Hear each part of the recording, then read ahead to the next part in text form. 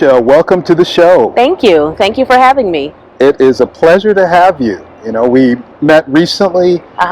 You're in town to do your recent play, the production. Yes. Cotton Club Revisited, right? The Cotton Club Revisited. Yes, it was a fundraiser that I did for Anointed Vessel Productions. That was Saturday, which feels like it was 2 weeks ago now, but it was just a few days ago. Awesome. Yeah. Tell us a little bit about your background, Tanisha. I know you live in Atlanta now, yes. But are you originally from there? I mean, how did you get started in writing and theater and so forth? Well, I'm originally from Riverside, California, born and raised right here. Okay. Grew up in Miraloma and the east side, what we call the east side over there, Riverside, Denton, Cridge area. My family's originally from New Orleans, so they settled here in the 60s, I think, or something like that. But I say all that to say, I come from a very lively family. You know, there's always jokes going around, always sly humor, obvious humor, sarcasm, just all kinds of things that kept us on our toes. Real stuff. Huh? Real stuff, right.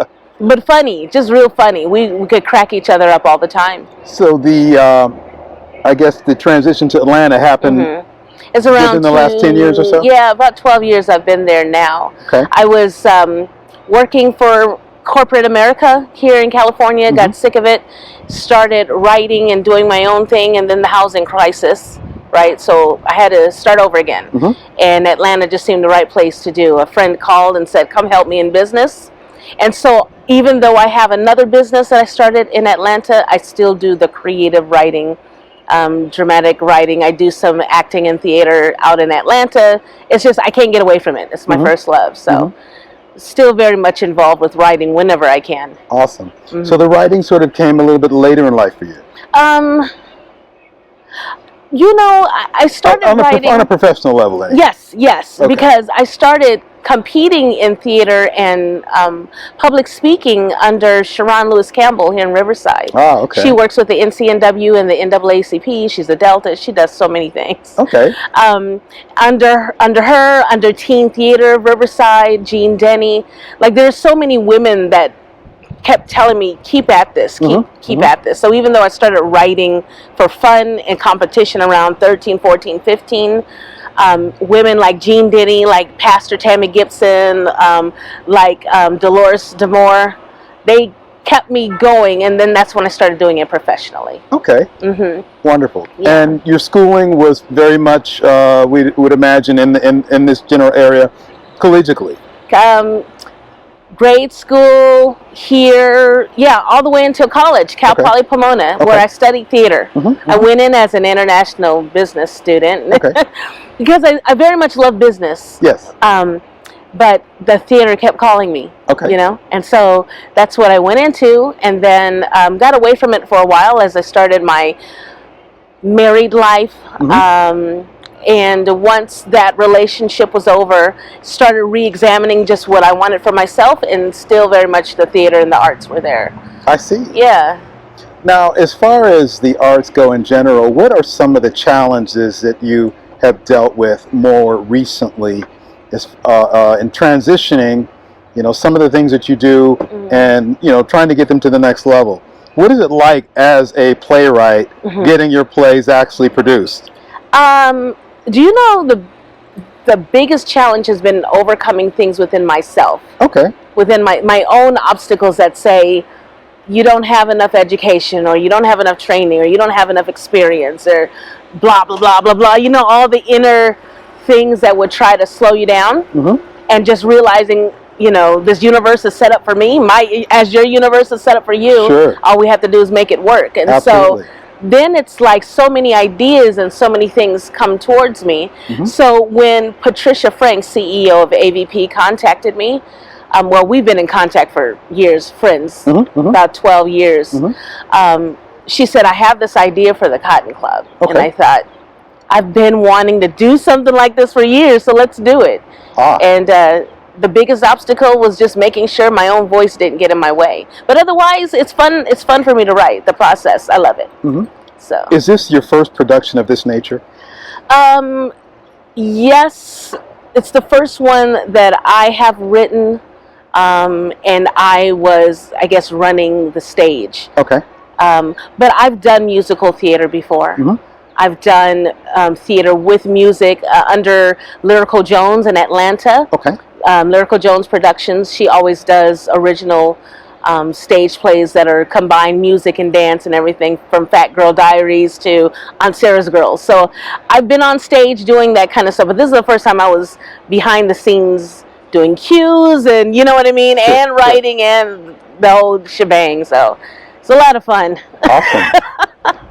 Could you point to, let's say, one or two of the greatest challenges in what you have accomplished recently? In other words, if you were doing this again somewhere else, a different city, what would you do differently? The crew, getting a great crew together. Everyone from admin help to stage production to equipment manager. It's important, the people that are making the show go on behind the scenes. Sure. Making sure that one person doesn't take on too much, which tends to happen when you're working with smaller theater or community theater or nonprofit theater. Right, right. Like with Patricia's theater. But that would be the biggest thing. I'd make sure that there's a great production team to help pull off the whole thing. Okay, more on the technical side. Yes. Okay. And as you pointed out, bigger budgets sort of constitute, it makes it easier to do that. It does. It makes it easier. But sometimes you get lucky and find a bunch of like-minded people that are willing to mastermind and pull the thing off. But always, it takes a great production budget to make really big, good things happen. Awesome. Yeah. Well, it was definitely a great cast. And it was great to be a part of that. Yeah. But in a general sense, do you see yourself taking this on the road at some point? And if not, why? I mean, like, that would be a dream to be able to book somewhere else in another city and take it on the road again. We have several professional dancers, like Monique Randolph Williams. She was a dancer choreographer. Makeda, dancer choreographer. It would be about coordinating those schedules. Those women were fantastic to work with. Yes, they were. Absolutely. Like, top amazing. Notch. Top notch. Yeah, so if we could get this together again and go on the road, yeah, that would be great. I would love to do that. What's the scene like for an artist of yourself in Atlanta? Would you say that there's more opportunities, especially for people of color, or is it about the same as being on the West Coast? So there were definitely, to me it feels like, and it seems like within the circles I move, there are opportunities in both places. But in Atlanta, it's almost like you just see it more. Okay. You see more businesses from people of color, a lot more production companies and studios, and it's even the celebrities, you see them, whereas to me here in California, they're kind of hidden in the West. Okay. And in the South, they're just kind of out mingling with everyone. So I would say, yes, the opportunities are probably the same, but people take advantage of them more there in Atlanta, if that makes sense. Okay. And back in the day, I did spend a little time in Atlanta myself. There used to be a great jazz club on Constitution Avenue called Walter Mittys. Peachtree, right across from the Constitution paper. Okay. So I have some very fond memories of Atlanta. Yeah. Need to get back there soon. Yes, look me up, definitely. For sure. Definitely. So basically, you think that it's a little bit more of a network, a little easier to network there than on the West Coast. I think so. Have you ever been to New York City and a part of the theater there? I haven't. That's one thing that I want to do. I want to check out the scene in New York, Chicago. I even want to get over to Europe and see how old school theaters, you know, the old opera houses and things went. I planned on going to New York in, I want to say 2019. Okay. And over into January 2020, we all know what happened. Yes, I was going to deal with a client because I have a business that's in home health care. I was going to New York to help a client who is active in the theater, and she was going to connect me, show me around, you know, give me opportunity to meet and sit in, and it fell through. But I haven't given up. Okay. I haven't given up. All right. Stand on it. Stay focused. Okay. Yeah. Do you believe that our thoughts can attract those opportunities? Yes, most definitely, yes. That is something I've only come into in my 30s with believing, and my life has changed so much. With believing, I don't have to wait on something else to make these things happen. I can think about it and focus on it with gratitude, and they come into my mind. So yes, I definitely believe that. On the subject, Tanisha, of gratitude, what are you most grateful for? Ooh, so many things, but at the top of that list, my experience. Okay. The good and the bad. The stressful, those that tested me, the things that molded and shaped me into the woman that I am today. Because it's because of those things that I'm able to write the stories that I can write and capture the emotions that I can in the characters and put them before others to tell a tale. So that's the number one thing that I'm grateful for. Awesome. On the subject of women in general, yes. You know, recently there's been some hot topics. In particular, the Supreme Court and the reversal of Roe v. Wade. Yeah. How do you think that impacts, let's say, women of color as opposed to other women, you know, from that standpoint? Do you see anything, any different, how things are skewed, or is it all the same? It's not all the same. Okay. And it's so complicated, it's hard to get into. Short version, I don't have. Basic nutshell. Yeah. Right. Short version, I don't have these statistics in front of me, but my friends and I were just discussing how abortion is larger in groups outside of black women, women of color. Non-Latino white women tend to have the larger numbers. Yes. And in truth, this is going to affect women who can't afford proper health care, and they're still going to make it happen. But I think there's a bigger story to this thing that we're seeing playing out here. Okay. I don't like to get into conspiracy theories, but I really think that there's something more I would tend to agree with you, and I think that there perhaps may be ideology of, you know, less of a certain thing to create more of a certain thing. Right. You know, maybe preservation of numbers, preservation of... Yes. Who knows? Who knows? A lot of swirling ideas that could or could not be. But but at the crux of it, I was raised in a Christian household, Christian beliefs. I still believe in a deity, a God, a supreme power, or energy, whatever you want to call it. But I think at the end of the day, it is up to us what to do with our bodies, how we celebrate, how we praise, how we worship, and up to us to deal with that with our God. I don't think, even when I studied the Bible, there's nowhere where I'm supposed to impose what I believe upon someone else. Okay. I could share it, but not impose it. I think this type of politics is an imposition, and it's going to piss women off, and they're going to start. I don't know if a man ever made a woman mad at home and he knows what he has to deal with. Just wait till you got a whole bunch of us.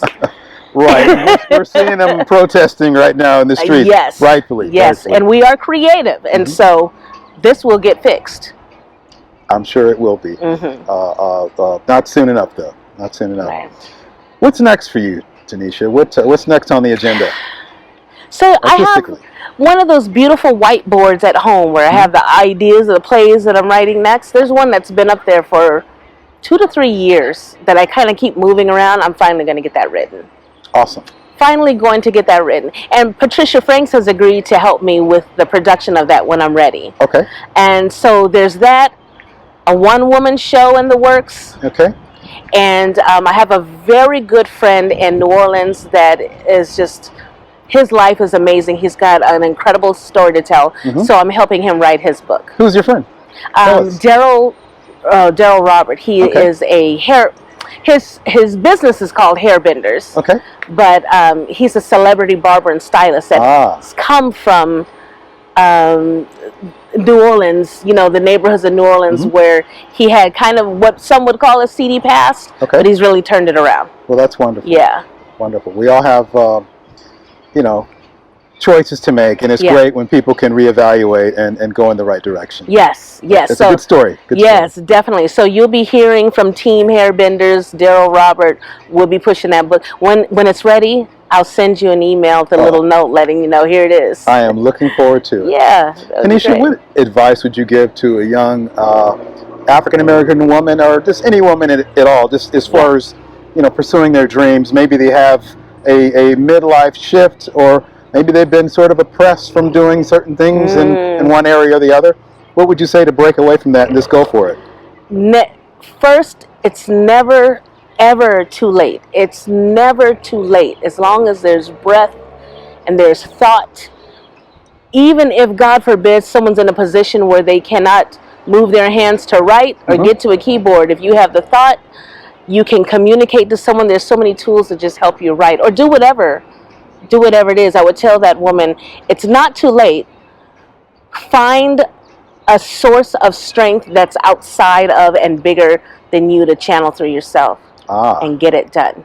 Because sometimes we are depleted. Sure. We are, from stress and medical conditions and whatever else. But when we remember, literally swirling through the air is an energy and a force that created heaven and earth. We pull that into ourselves and then let it back out to create that thing. Anything is possible. Awesome. Do it. Nicely put. Thank you. It is a pleasure to chat with you and for you to sort of tell the world just a little bit about your story. Thank you. And we look forward to great things, you know, to come. Yes. So with that, blessings to you. Blessings to you as well. Career. Thank you so much. Thank you so much. What an honor. Absolutely.